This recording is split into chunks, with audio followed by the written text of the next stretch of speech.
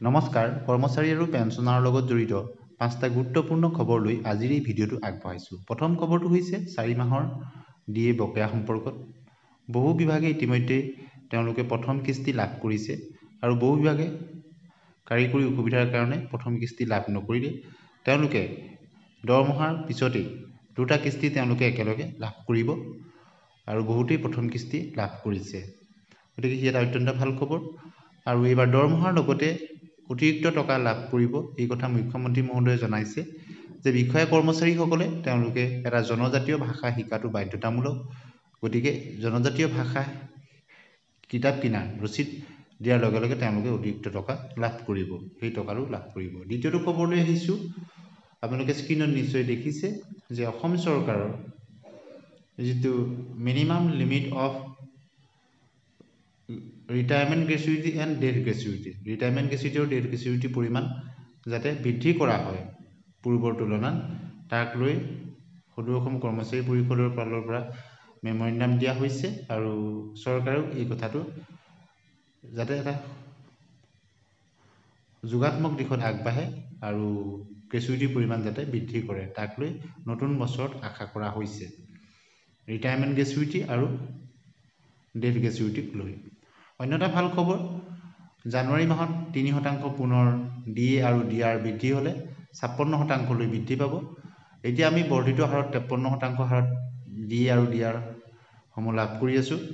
গতিকে যদি আমি চাওঁ অক্টোবৰ মাহলৈকে প্ৰকাশ পাইছে অল ইণ্ডিয়া কনজিউমাৰ প্ৰাইচ ইণ্ডেক্সত, তাত 1.2 পইণ্ট বৃদ্ধি পাইছে। এনেদৰে যদি নৱেম্বৰ আৰু ডিচেম্বৰটো বৃদ্ধি পায় তেতিয়াহ'লে 56% হোৱাটো প্ৰায় নিশ্চিত হৈছে। অৰ্থাৎ পুনৰ 3% ডিএ বৃদ্ধি পাব আৰু 3% ডিএ বৃদ্ধি পালে তাক নতুন বছৰ এপ্ৰিলত ঘোষণা কৰিব, তেতিয়া জানুৱাৰী ফেব্ৰুৱাৰী মাৰ্চৰ 3 মাহৰ এৰিয়াৰ লাভ কৰিব।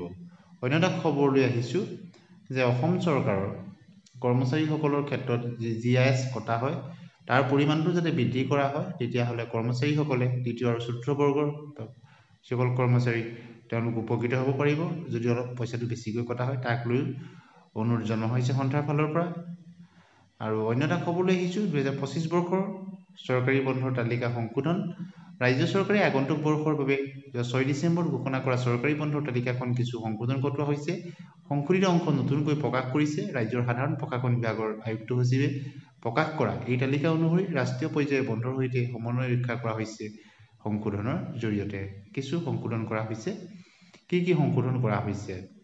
আগন্তুক 2025 বৰ্ষৰ 1 মে' তাৰিখটো মে' দিৱস হিচাপে পালন কৰা হ'ব আৰু সেইদিনা চৰকাৰী কাৰ্যালয় বন্ধ থাকিব। 2 অক্টোবৰ তাৰিখটো পূৰ্বেও বন্ধৰ তালিকাত আছিল যদিও ইংৰাজীৰ বানান ভুলকৈ প্ৰকাশ পাইছিল আৰু সেই বানান শুদ্ধ কৰি গান্ধী জয়ন্তীৰ বাবে বন্ধৰ দিন হিচাপে ঘোষণা কৰা হৈছে। অহা বৰ্ষৰ 24 মে' তাৰিখে মটক ৰজা স্বৰ্গদেউ সৰ্বানন্দ সিংহৰ স্মৃতি দিৱস হিচাপে উক্ত দিনটো বন্ধৰ তালিকাত সন্নিৱিষ্ট কৰা হৈছে। আনহাতে হৰিদেৱৰ তিথি উপলক্ষে 26 মে' তাৰিখটো বন্ধৰ তালিকাত অন্তৰ্ভুক্ত কৰা হৈছে। আকৌ 23 অক্টোবৰ তাৰিখটো শ্ৰী শ্ৰী ভুৱনেশ্বৰ সাধু ঠাকুৰৰ আৱিৰ্ভাৱ তিথি উপলক্ষে চৰকাৰী বন্ধৰ দিন ঘোষণা কৰিছে। 1 নৱেম্বৰ তাৰিখটো কুকি চাবাংকুল উপলক্ষে চৰকাৰে বন্ধৰ তালিকাত অন্তৰ্ভুক্ত কৰিছে। 7 নৱেম্বৰ তাৰিখটো গাৰো সম্প্ৰদায়ৰ বাংধাৰা উৎসৱৰ বাবেও চৰকাৰী কাৰ্যালয় বন্ধ থাকিব বুলি উল্লেখ কৰে। আনহাতে 19 নৱেম্বৰ তাৰিখটো বীৰ ৰাঘৱ মৰাণ দিৱস উপলক্ষে বন্ধৰ তালিকাত সন্নিৱিষ্ট কৰা হৈছে। অন্যান্য বন্ধ আৰু সীমিত বন্ধৰ লগতে আকস্মিক বন্ধৰ দিন পূৰ্বে 6 ডিচেম্বৰত প্ৰকাশ কৰা তালিকা অনুসৰি বন্ধ থাকিব। গতিকে এইকেইটা গুৰুত্বপূৰ্ণ খবৰ লৈ আজিৰ এই ভিডিঅ'টো আপোনালোকলৈ আগবঢ়াই দিলোঁ। আশা কৰিছোঁ আপোনালোকে ভিডিঅ'টো চাই ভাল পালে আৰু লাইক আৰু শ্বেয়াৰ কৰি দিব। প্ৰথমবাৰৰ কাৰণে চাইছে যদি চেনেলটো ছাবস্ক্ৰাইব কৰি দিব। ধন্যবাদ।